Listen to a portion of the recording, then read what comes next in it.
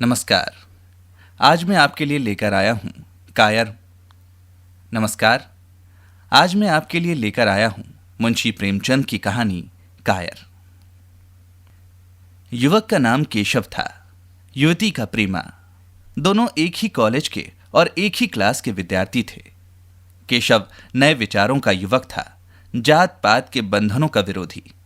प्रेमा पुराने संस्कारों की कायल थी, पुरानी मर्यादाओं और प्रथाओं में पूरा विश्वास रखने वाली। लेकिन फिर भी दोनों में गाढ़ा प्रेम हो गया था और ये बात सारे कॉलेज में मशहूर थी। केशव ब्राह्मण होकर भी वैश्य कन्या प्रेमा से विवाह करके अपना जीवन सार्थक करना चाहता था। उसे अपने माता पिता की परवाह न थी। कुल मर्यादा का विचार भी उसे स्वांग सा लगता था। उसके लिए सत्य कोई वस्तु थी तो प्रेम थी, किंतु प्रेमा के लिए माता पिता और कुल परिवार के आदेश के विरुद्ध एक कदम भी बढ़ाना असंभव था। संध्या का समय है। विक्टोरिया पार्क के एक निर्जन स्थान में दोनों आमने सामने हरियाली पर बैठे हुए हैं। सैर करने वाले एक एक करके विदा हो गए, किंतु ये दोनों अभी भी वहीं बैठे हुए हैं। उनमें एक ऐसा प्रसंग छिड़ा हुआ है जो किसी तरह समाप्त नहीं होता। केशव ने झुंझलाकर कहा, इसका अर्थ यह है कि तुम्हें मेरी परवाह नहीं है। प्रेमा ने उसको शांत करने की चेष्टा करके कहा, तुम मेरे साथ अन्याय कर रहे हो केशव, लेकिन मैं इस विषय को माता पिता के सामने कैसे छेड़ूं, यह मेरी समझ में नहीं आता। वे लोग पुरानी रूढ़ियों के भक्त हैं। मेरी तरफ से कोई ऐसी बात सुनकर मन में जो जो शंकाएं होंगी उनकी तुम कल्पना कर सकते हो। केशव ने उग्र भाव से पूछा, तो तुम भी उन्हीं पुरानी रूढ़ियों की गुलाम हो? प्रेमा ने अपनी बड़ी बड़ी आंखों में मृद स्नेह भरकर कहा, नहीं, मैं उनकी गुलाम नहीं हूं, लेकिन माता पिता की इच्छा मेरे लिए और सब चीजों से अधिक मान्य है। तुम्हारा व्यक्तित्व कुछ नहीं है, ऐसा ही समझ लो। मैं तो समझता था कि ये ढकोसलों मूर्खों के लिए हैं, लेकिन अब मालूम हुआ कि तुम जैसी विदुषियां भी उनकी पूजा करती हैं। जब मैं तुम्हारे लिए संसार को छोड़ने के लिए तैयार हूं तो तुमसे भी तो यही आशा करता हूं। प्रेमा ने मन में सोचा, मेरा अपनी देह पर क्या अधिकार है? जिन माता पिता ने अपने रक्त से मेरी सृष्टि की है और अपने स्नेह से उसे पाला है, उनकी मर्जी के खिलाफ कोई काम करने का उससे कोई हक नहीं। उसने दीनता के साथ केशव से कहा, क्या प्रेम स्त्री और पुरुष के रूप में ही रह सकता है, मैत्री के रूप में नहीं? मैं तो आत्मा का बंधन समझती हूं। केशव ने कठोर भाव से कहा, इन दार्शनिक विचारों से तुम मुझे पागल कर दोगी प्रेमा। बस इतना ही समझ लो, मैं निराश होकर जिंदा नहीं रह सकता। मैं प्रत्यक्षवादी हूं और कल्पनाओं के संसार में प्रत्यक्ष का आनंद उठाना मेरे लिए असंभव है। यह कहकर उसने प्रेमा का हाथ पकड़कर अपनी ओर खींचने की चेष्टा की। प्रेमा ने झटके से हाथ छुड़ा लिया और बोली, नहीं केशव, मैं कह चुकी हूं कि मैं स्वतंत्र नहीं हूं। तो मुझसे वो चीज ना मांगो जिस पर मेरा कोई अधिकार नहीं है। केशव को अगर प्रेमा ने कठोर शब्द कहे होते तो भी उसे इतना दुख न हुआ होता। एक क्षण तो वो मन मारे बैठा रहा, फिर उठकर निराशा भरे स्वर में बोला, जैसी तुम्हारी इच्छा। आहिस्ता आहिस्ता कदम सा उठाता हुआ वहां से चला गया। प्रेमा अब भी वहीं बैठी आंसू बहाती रही। रात को भोजन करके प्रेमा जब अपनी मां के साथ लेटी तो उसकी आंखों में नींद न थी। केशव ने उसे एक ऐसी बात कह दी थी जो चंचल पानी में पड़ने वाली छाया की तरह उसके दिल पर छाई हुई थी। प्रति क्षण उसका रूप बदलता था। वो उसे स्थिर न कर सकती थी। माता से इस विषय में कुछ कहे तो कैसे? लज्जा मुंह बंद कर देती थी। उसने सोचा, अगर केशव के साथ मेरा विवाह न हुआ तो उस समय मेरा क्या कर्तव्य होगा? अगर केशव ने कुछ उद्दंडता कर डाली तो मेरे लिए संसार में फिर क्या रह जाएगा? लेकिन मेरा बस ही क्या है? इन भांति भांति के विचारों में एक बात जो उसके मन में निश्चित हुई वो ये थी कि केशव के सिवा वो और किसी से विवाह न करेगी। उसकी माता ने पूछा, क्या तुझे अब तक नींद न आई? अरे मैंने तुझसे कितनी बार कहा है कि थोड़ा बहुत घर का कामकाज किया कर। लेकिन तुझे किताबों से फुर्सत ही नहीं मिलती। 4 दिन में तू पराए घर जाएगी, कौन जाने कैसा घर मिले। अगर कुछ काम करने की आदत ना रही तो कैसे निभा होगा। प्रेमा ने भोलेपन से कहा, मैं पराए घर जाऊंगी ही क्यों। माता ने मुस्कुराकर कहा, लड़कियों के लिए यही तो सबसे बड़ी विपत्ति है बेटी। माँ बाप की गोद में पलकर ज्यों ही सयानी हुई दूसरों की हो जाती हैं। अगर अच्छे प्राणी मिले तो जीवन आराम से कट गया, नहीं रो रो कर दिन काटना पड़ा। सब कुछ भाग्य के अधीन है। अपनी बिरादरी में तो मुझे कोई घर नहीं भाता। कहीं लड़कियों का आदर नहीं, लेकिन करना तो बिरादरी में ही पड़ेगा। ना जाने ये जात पात का बंधन कब टूटेगा। प्रेमा डरते डरते बोली, कहीं कहीं तो बिरादरी के बाहर भी विवाह होने लगे हैं। उसने कहने को कह दिया, लेकिन उसका हृदय कांप रहा था कि माताजी कुछ भांप ना जाएं। माता ने विस्मय के साथ पूछा, क्या हिंदुओं में ऐसा हुआ है? फिर उसने आप ही आप उस प्रश्न का जवाब भी दिया, और 2-4 ऐसा हो भी गया तो उससे क्या होता है। प्रेमा ने इसका कुछ जवाब न दिया। भय हुआ कि माता कहीं उसका आशय समझ न जाएं। उसका भविष्य एक अंधेरी खाई की तरह उसके सामने मुंह खोले खड़ा था, मानो उसे निगल जाएगा।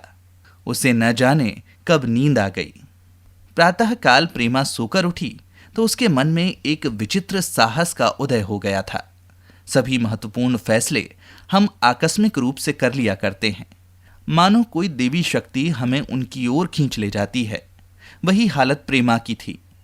कल तक वो माता पिता के निर्णय को मान्य समझती थी, पर संकट को सामने देखकर उसमें उस वायु की हिम्मत पैदा हो गई जिसके सामने कोई पर्वत आ गया हो। वही मंद वायु प्रबल वेग से पर्वत के मस्तक पर चढ़ जाती है और उसे कुचलती हुई दूसरी तरफ जा पहुंचती है। प्रेमा मन में सोच रही थी, मानो ये देह माता पिता की है, किंतु आत्मा तो मेरी है। मेरी आत्मा को जो कुछ भुगतना पड़ेगा वो इसी देह से तो भुगतना पड़ेगा। अब वो इस विषय में संकोच करना अनुचित ही नहीं, घातक समझ रही थी। अपने जीवन को क्यों एक झूठे सम्मान पर बलिदान करे। उसने सोचा, विवाह का आधार अगर प्रेम ना हो तो वो देह का विक्रय है। आत्मसमर्पण क्यों बिना प्रेम के भी हो सकता है। इस कल्पना ही से कि न जाने किस अपरिचित युवक से उसका विवाह हो जाएगा, उसका हृदय विद्रोह कर उठा। वो अभी नाश्ता करके कुछ पढ़ने जा रही थी कि उसके पिता ने प्यार से पुकारा, मैं कल तुम्हारे प्रिंसिपल के पास गया था, वे तुम्हारी बड़ी तारीफ कर रहे थे। प्रेमा ने सरल भाव से कहा, आप तो यूं ही कहा करते हैं। नहीं, सच। ये कहते हुए उन्होंने अपनी मेज की दराज खोली और मखमली चौखटों में जड़ी हुई एक तस्वीर निकालकर उसे दिखाते हुए बोले, ये लड़का ICS के इम्तिहान में प्रथम आया है। इसका नाम तो तुमने सुना ही होगा। बूढ़े पिता ने ऐसी भूमिका बांधी थी कि माँ उनका आशय न समझ सकी, लेकिन प्रेमा भांप गई। उनका मन तीर की भांति लक्ष्य पर जा पहुंचा। उसने बिना तस्वीर की ओर देखे ही कहा, नहीं, मैंने तो उसका नाम नहीं सुना। पिता ने बनावटी आश्चर्य से कहा, क्या तुमने उसका नाम ही नहीं सुना? आज के दैनिक पत्र में उसका चित्र और जीवन वृतांत छपा है। प्रेमा ने रुखाई से जवाब दिया, होगा, मगर मैं तो उस परीक्षा का कोई महत्व ही नहीं समझती। मैं तो समझती हूं जो लोग इस परीक्षा में बैठते हैं वे पल्ले सिर के स्वार्थी होते हैं। आखिर उनका उद्देश्य इसके सिवा और क्या होता है कि अपने गरीब, निर्धन, दलित भाइयों पर शासन करें और खूब धन संचय करें। ये तो जीवन का कोई ऊंचा उद्देश्य नहीं है। इस आपत्ति में जलन थी, अन्याय था, निर्दयता थी। पिताजी ने समझा था प्रेमा ये बखान सुनकर लट्टू हो जाएगी। ये जवाब सुनकर सीधे तीखे स्वर में बोले, तू तो ऐसी बातें कर रही है जैसे तेरे लिए धन और अधिकार का कोई मूल्य ही नहीं। प्रेमा ने ढिठाई से कहा, हाँ, मैं तो इसका कोई मूल्य नहीं समझती। मैं तो आदमी में त्याग देखती हूँ। मैं ऐसे युवकों को जानती हूँ जिन्हें ये पद जबरदस्ती भी दिया जाए तो स्वीकार न करेंगे। पिता ने उपहास के ढंग से कहा, ये तो आज मैंने नई बात सुनी। मैं तो देखता हूँ कि छोटी छोटी नौकरियों के लिए लोग मारे मारे फिरते हैं। मैं ज़रा उस लड़की की सूरत देखना चाहता हूँ जिसमें इतना त्याग हो। मैं तो उसकी पूजा करूँगा। शायद किसी दूसरे अवसर पर यह शब्द सुनकर प्रेमा लज्जा से सिर झुका लेती। पर इस समय उसकी दशा उस सिपाही की सी थी जिसके पीछे गहरी खाई हो। आगे बढ़ने के सिवा उसके लिए और कोई मार्ग न था। अपने आवेश को संयम में दबाती हुई आंखों में विद्रोह भरे वो अपने कमरे में गई और केशव के चित्रों में से वो एक चित्र चुनकर लाई जो उसकी निगाह में सबसे खराब था और पिता के सामने रख दिया। बूढ़े पिताजी ने चित्र को उपेक्षा के भाव से देखना चाहा, लेकिन पहली ही दृष्टि में उसने उन्हें आकर्षित कर लिया। ऊंचा कद था और दुर्बल होने पर भी उसका गठन, स्वास्थ्य और संयम का परिचय दे रहा था। मुख पर प्रतिभा का तेज न था, पर विचारशीलता का कुछ ऐसा प्रतिबिंब था जो उसके मन में विश्वास पैदा करता था। उन्होंने उस चित्र की ओर देखते हुए पूछा, यह किसका चित्र है? प्रेमा ने संकोच से सिर झुकाकर कहा, यह मेरे ही क्लास में पढ़ते हैं। अपनी ही बिरादरी का है? प्रेमा की मुख मुद्रा धूमिल हो गई। इसी प्रश्न के उत्तर पर उसकी किस्मत का फैसला हो जाएगा। उसके मन में पछतावा हुआ कि व्यर्थ में इस चित्र को यहां लाई। उसमें एक क्षण के लिए जो दृढ़ता आई थी वो इन पैने प्रश्न के सामने कातर हो उठी। दबी हुई आवाज में बोली, जी नहीं, वो ब्राह्मण है। और ये कहने के साथ ही शुद्ध होकर कमरे से निकल गई, मानो वहां की वायु में उसका गला घुटा जा रहा हो, और दीवार की आड़ में होकर रोने लगी। लाला जी को तो पहले ऐसा क्रोध आया कि प्रेमा को बुलाकर साफ साफ कह दें कि यह असंभव है। वे उसी गुस्से में दरवाजे तक आए, लेकिन प्रेमा को रोते देखकर नम्र हो गए। इस युवक के प्रति प्रेमा के मन में क्या भाव थे, ये उनसे छिपा न रहा। वे स्त्री शिक्षा के पूरे समर्थक थे, लेकिन इसके साथ ही कुल मर्यादा की रक्षा भी करना चाहते थे। अपनी ही जाति के सुयोग्य वर्ग के लिए अपना सर्वस्व अर्पण कर सकते थे, लेकिन उस क्षेत्र के बाहर कुलीन से कुलीन और योग्य से योग्य वर्ग की कल्पना भी उनके लिए असह्य थी। इससे बड़ा अपमान वे सोच ही न सकते थे। उन्होंने कठोर स्वर में कहा, आज से कॉलेज जाना बंद कर दो। अगर शिक्षा कुल मर्यादा को डुबोना ही सिखाती है तो कुशिक्षा है। प्रेमा ने कातर कंठ से कहा, परीक्षा तो समीप आ गई है। लालाजी ने दृढ़ता से कहा, आने दो, और फिर अपने कमरे में जाकर विचारों में डूब गए। 6 महीने गुजर गए। लालाजी ने घर में आकर पत्नी को एकांत में बुलाया और बोले, जहां तक मुझे मालूम है केशव बहुत ही सुशील और प्रतिभाशाली युवक है।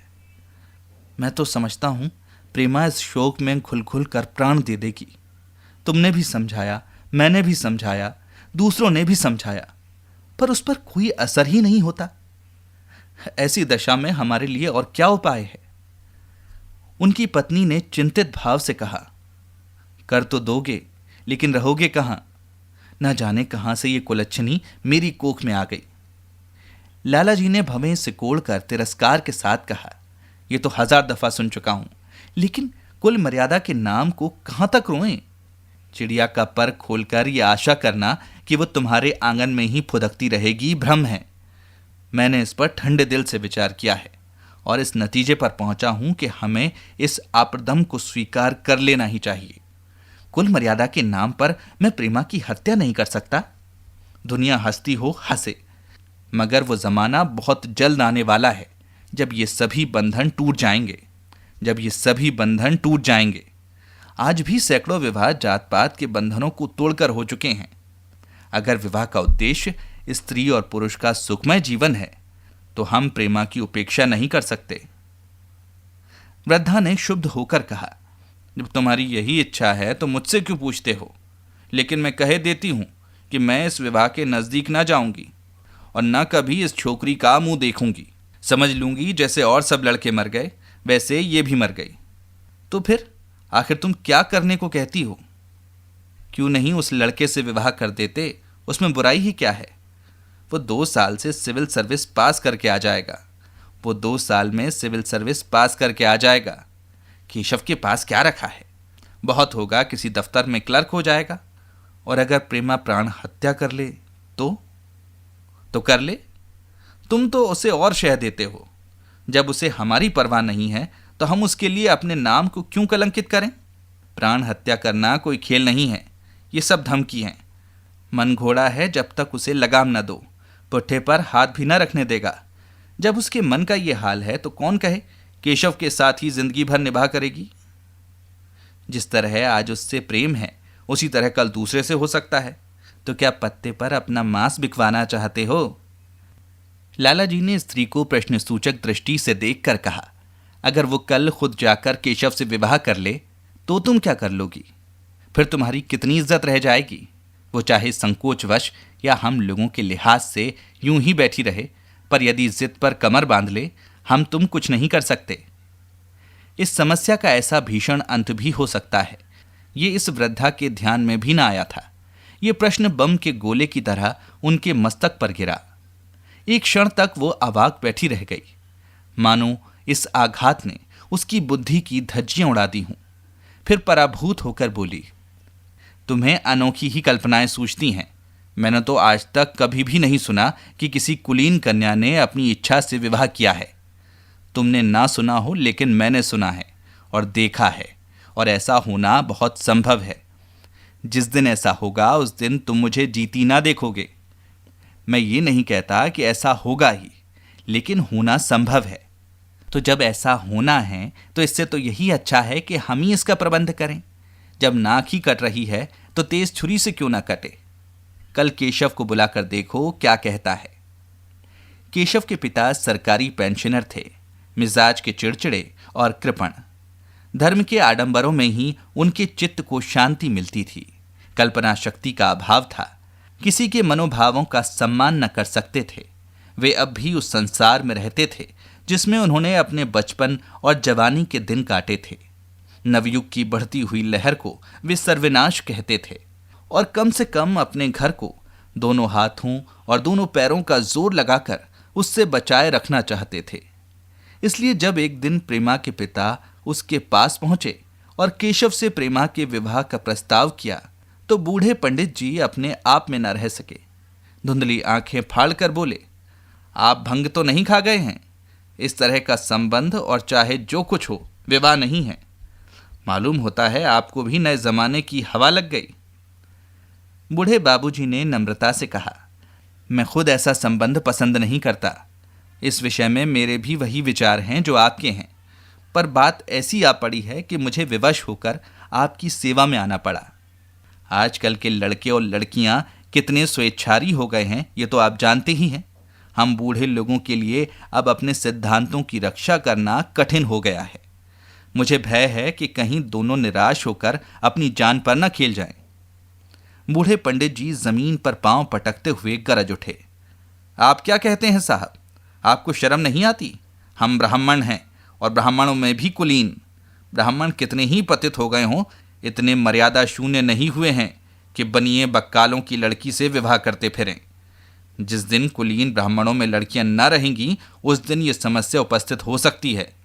मैं कहता हूं, आपको मुझसे ये बात कहने का साहस कैसे हुआ? बूढ़े बाबूजी जितना ही दबते थे उतना ही पंडित जी बिगड़ते थे। यहां तक कि लाला जी अपना अपमान ज्यादा न सह सके और अपनी तकदीर को कोसते हुए चले गए। उसी वक्त केशव कॉलेज से आया। पंडित जी ने तुरंत उसे बुलाकर कठोर कंठ से कहा, मैंने सुना है तुमने किसी बनिए की लड़की से अपना विवाह कर लिया है।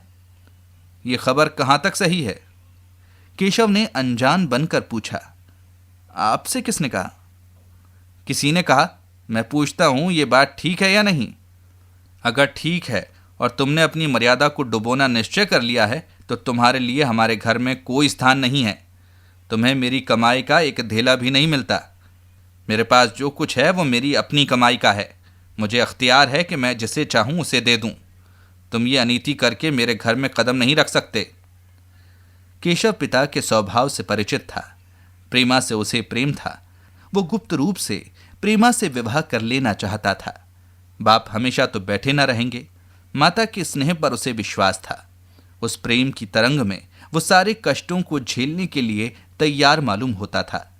लेकिन जैसे कोई कायर सिपाही बंदूक के सामने जाकर हिम्मत खो बैठता है और कदम पीछे हटा लेता है, वही दशा केशव की हुई। वो साधारण युवकों की तरह सिद्धांतों के लिए बड़े बड़े तर्क कर सकता था। जुबान से उनमें अपनी भक्ति की दुहाई दे सकता था, लेकिन इसके लिए यातनाएं झेलने की सामर्थ्य उसमें न थी। अगर वो अपनी जिद पर अड़ा और पिता ने भी अपनी टेक रखी तो उसको कहाँ ठिकाना लगेगा, उसका जीवन ही नष्ट हो जाएगा। उसने दबी जुबान से कहा, जिसने आपसे ये कहा है बिल्कुल झूठ कहा है। पंडित जी ने तीव्र नेत्रों से देखकर कहा, तो ये खबर बिल्कुल गलत है। जी हाँ, बिल्कुल गलत। तो तुम आज ही इसी वक्त उस बनिए को खत लिख दो और याद रखो कि अगर इस तरह की चर्चा फिर कभी उठी तो तुम्हारा सबसे बड़ा शत्रु होऊंगा। बस जाओ। केशव और कुछ न कह सका। वो यहां से चला तो ऐसा मालूम होता था कि पैरों में दम नहीं है। दूसरे दिन प्रेमा ने केशव के नाम ये पत्र लिखा। प्रिय केशव, तुम्हारे पूज्य पिताजी ने लाला जी के साथ जो अशिष्ट और अपमानजनक व्यवहार किया है, उसका हाल सुनकर मेरे मन में बड़ी शंका उत्पन्न हो रही है। शायद उन्होंने तुम्हें भी डांट फटकार बताई होगी। ऐसी दशा में मैं तुम्हारा निश्चय सुनने के लिए विकल हो रही हूं। तुम्हारे साथ हर तरह का कष्ट झेलने को तैयार हूं। मुझे तुम्हारे पिताजी की संपत्ति का मोह नहीं है। मैं तो केवल तुम्हारा प्रेम चाहती हूं और उसी में प्रसन्न हूं। आज शाम को यहीं आकर भोजन करो। दादा और माँ दोनों तुमसे मिलने के लिए बहुत इच्छुक हैं। मैं वो स्वप्न देखने में मग्न हूं जब हम दोनों उस सूत्र में बंध जाएंगे जो टूटना नहीं जानता, जो बड़ी से बड़ी आपत्ति में भी अटूट रहता है। तुम्हारी प्रेमा। संध्या हो गई और इस पत्र का कोई जवाब ना आया। उसकी माता बार बार पूछती थीं, केशव आए नहीं? बूढ़े लाला भी द्वार की ओर आंख लगाए बैठे थे। यहां तक कि रात के 9 बज गए, पर ना तो केशव ही आए, ना उनका पत्र। प्रेमा के मन में भांति भांति के संकल्प विकल्प उठ रहे थे। कदाचित उन्हें पत्र लिखने का अवकाश न मिला होगा, कि आज आने की फुर्सत न मिली होगी। कल अवश्य आ जाएंगे। केशव ने पहले उसके पास जो प्रेम पत्र लिखे थे उन सब को उसने फिर पढ़ा। उनके एक एक शब्द से कितना अनुराग टपक रहा था, उनमें कितना कंपन था, कितनी विकलता, कितनी तीव्र आकांक्षा। फिर उसे केशव के वे वाक्य याद आए जो उसने सैकड़ों ही बार कहे थे। कितनी बार वो उसके सामने रोया था। इतने प्रमाणों के होते हुए निराशा के लिए कहाँ स्थान था। मगर फिर भी सारी रात उसका मन जैसे सूली पर टंगा रहा। प्रातःकाल केशव का जवाब आया। प्रेमा ने कांपते हुए हाथों से पत्र लेकर पढ़ा। पत्र हाथ से गिर गया। ऐसा जान पड़ा मानो उसकी देह का रक्त स्थिर हो गया हो। लिखा था, मैं बड़े संकट में हूं कि तुम्हें क्या जवाब दूं। मैंने इधर इस समस्या पर खूब ठंडे दिल से विचार किया है और इस नतीजे पर पहुंचा हूं कि वर्तमान दशाओं में मेरे लिए पिता की आज्ञा की उपेक्षा करना दुस्साहस है। मुझे कायर ना समझना, मैं स्वार्थी भी नहीं हूं, लेकिन मेरे सामने जो बाधाएं हैं उन पर विजय पाने की शक्ति मुझ में नहीं है। पुरानी बातों को भूल जाओ। उस समय मैंने इन बाधाओं की कल्पना न की थी। प्रेमा ने एक लंबी गहरी जलती हुई सांस खींची और उस खत को फाड़ कर फेंक दिया। उसकी आंखों से अश्रुधार बहने लगी। जिस केशव को उसने अपने अंतःकरण से वर लिया था, वो इतना निष्ठुर हो जाएगा, इसकी उसको रत्ती भर भी आशा न थी। ऐसा मालूम पड़ा मानो अब वो कोई सुनहला स्वप्न देख रही थी, पर आंख खुलने पर वो सब कुछ अदृश्य हो गया। जीवन में जब आशा ही लुप्त हो गई तो अब अंधकार के सिवा और क्या रहा। अपने हृदय की सारी संपत्ति लगाकर उसने एक नाव लदवाई थी। वो नाव जलमग्न हो गई। अब दूसरी नाव कौन वहां से लदवाए। अगर वो नाव टूटी है तो उसके साथ वो भी डूब जाएगी। माता ने पूछा, क्या केशव का पत्र है? प्रेमा ने भूमि की ओर ताकते हुए कहा, हां। उनकी तबीयत अच्छी नहीं है, इसके सिवा और वो क्या कहे।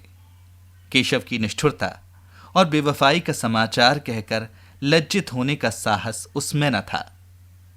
दिन भर वो घर के काम धंधों में लगी रही, मानो उसे कोई चिंता ही नहीं है। रात को उसने सबको भोजन कराया, खुद भी भोजन किया और बड़ी देर हारमोनियम पर गाती रही। मगर सवेरा हुआ तो उसके कमरे में उसकी लाश पड़ी हुई थी। प्रभात की सुनहरी किरणें उसके पीले मुख को जीवन की आभा प्रदान कर रही थीं। तो दोस्तों, ये कहानी यहीं तक थी। अगर आपको ये कहानी पसंद आई तो आप इसे लाइक और सब्सक्राइब कर सकते हैं। धन्यवाद।